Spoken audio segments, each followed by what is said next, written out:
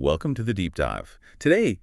Um, today we're asking ourselves how you tell a visionary from a con artist, especially when they wrap themselves in religious belief. It is a fascinating question and a slippery slope to be sure. Yeah. It's incredibly difficult to disentangle genuine belief from calculated manipulation, Hmm. particularly when someone is as skilled at weaving those two threads together as Vallow Daybell. Vallow, Daybell. Yeah. A name that, honestly, it sends shivers down your spine. Yeah. You send over a stack of court documents, investigative reports, and even personal testimonies, and they all seem to paint a very complex picture of a woman accused of something unthinkable, murdering her own children. So let's dive in.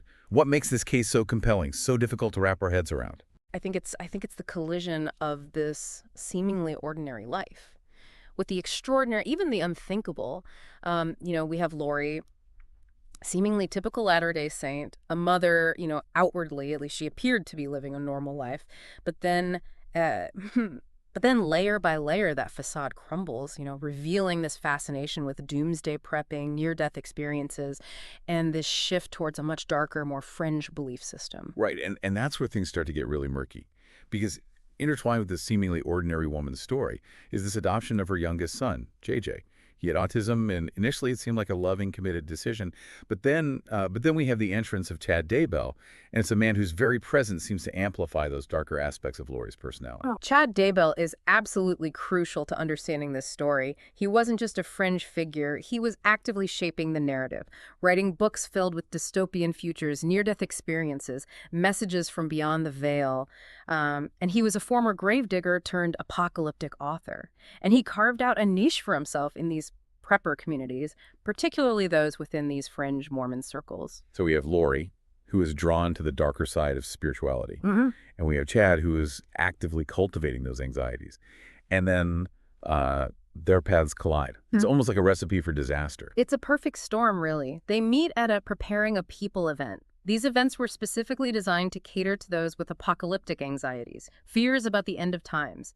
And for Lori and Chad, it was an instant connection. They shared a worldview, a belief system that went far beyond mainstream Mormonism. Okay, so let's break down that belief system a bit, because I think it's key to understanding how events spiraled so tragically out of control.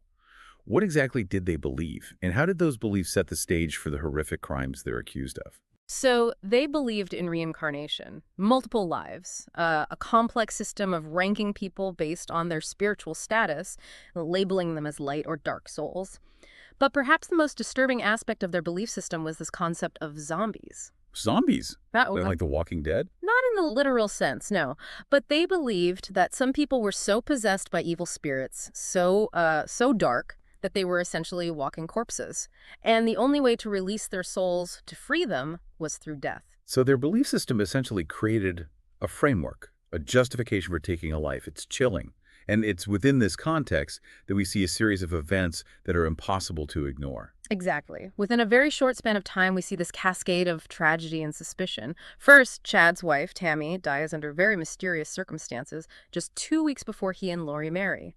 The timing alone raises red flags. And the unthinkable happens. Lori's children, Tylee and JJ, disappear. It's a nationwide search, a mother pleading for their safe return. And while behind the scenes, a web of deceit and violence is starting to unravel. And in the midst of all of this, we have another death. Lori's brother, Alex Cox, shoots and kills her fourth husband, Charles Vallow.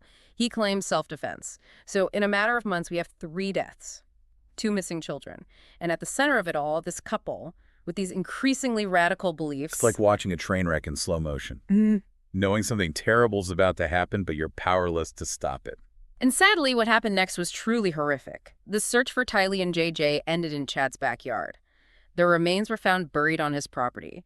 Tylee was dismembered and burned. JJ was wrapped in plastic and duct tape.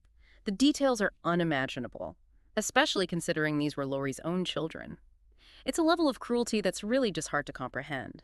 And as the investigation deepens, the details that emerge from court testimonies paint an even more disturbing picture. Tammy Daybell's death, it was initially ruled as natural causes, but later determined to be asphyxiation. And then there's Lori's own testimony, claiming to be a goddess chosen by God to work alongside Chad to judge the souls of others. They actually ranked people, deciding who was light and who was dark. Essentially, they created a hit list based on their warped belief system. It's a chilling example of how a belief system, however distorted, can be used to justify these horrific acts. And it raises a question that I think is central to this entire case. Was Lori a true believer caught in the throes of delusion? Or was she a master manipulator using the guise of religion to achieve her own ends? Right, because we have these two competing narratives emerging.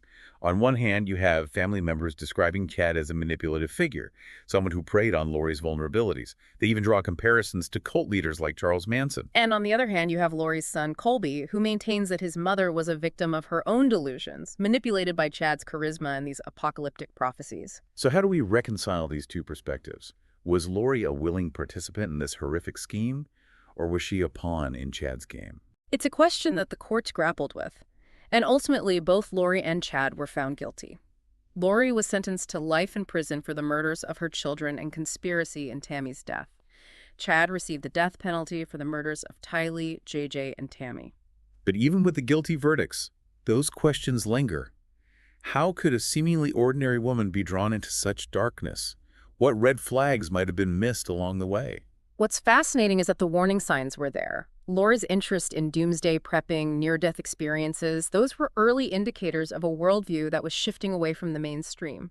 And once Chad entered the picture, those tendencies seemed to intensify, her beliefs becoming more extreme, more apocalyptic. So it's not just about the beliefs themselves, but the trajectory, the escalation, this increasing isolation from those who might have offered a different perspective. Exactly. And it's important to note that Lori and Chad's beliefs deviated significantly from traditional Mormon teachings.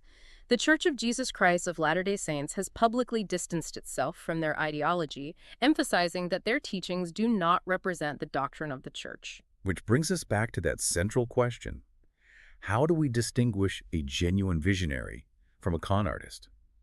How do we recognize those red flags, those subtle shifts that can lead someone down a dangerous path? It's a question that requires a nuanced understanding of the psychology of belief, the allure of charismatic leadership, and the ways in which vulnerable individuals can be drawn into extremist ideologies. Lori's friend, April Raymond, told investigators that Lori believed Charles, her fourth husband, was possessed by a demon. And this was before Chad even entered the picture. So the seeds of those beliefs were already there, weren't they? Absolutely. Lori was already predisposed to a worldview that embraced the supernatural, the idea of unseen forces at play.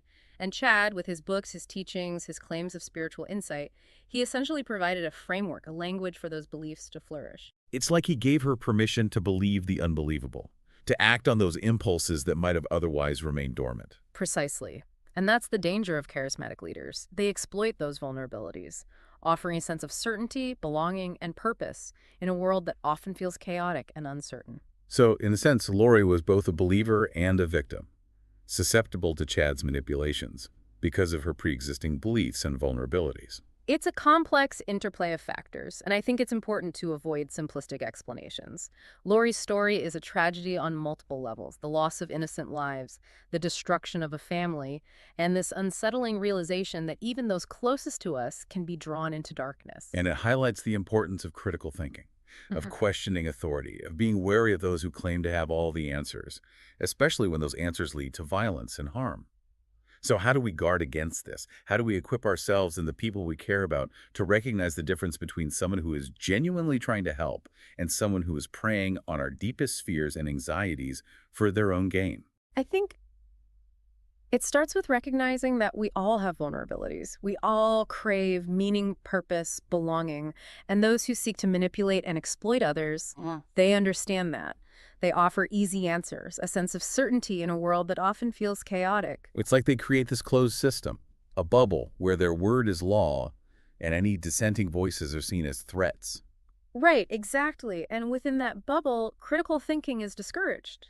Doubt is seen as weakness. And that's where the real danger lies, because once you surrender your ability to question, to think for yourself, you become incredibly vulnerable to manipulation. So it's about fostering critical thinking, encouraging healthy skepticism, even within our own belief systems. It's about being willing to ask tough questions, to challenge those in authority, to seek out multiple perspectives. Precisely. And it's about recognizing that true strength, true faith, lies not in blind obedience, but in the courage to question, to seek understanding, and to hold fast your own moral compass, even when faced with pressure to conform. Lori's case is a stark reminder that this can happen anywhere, to anyone. It's not limited to any particular religion, belief system, or social group. The common thread is vulnerability, the human need to believe, to belong, to find meaning in a world that often feels meaningless. And it's a reminder that the line between belief and delusion can be incredibly thin, especially when those beliefs are reinforced by a charismatic figure who claims to have exclusive access to truth or salvation. So as we conclude this deep dive into the disturbing case of Vallow Daybell, what's the takeaway for our listeners? What's the one thing you hope they'll remember? I think the most important lesson is the power of critical thinking.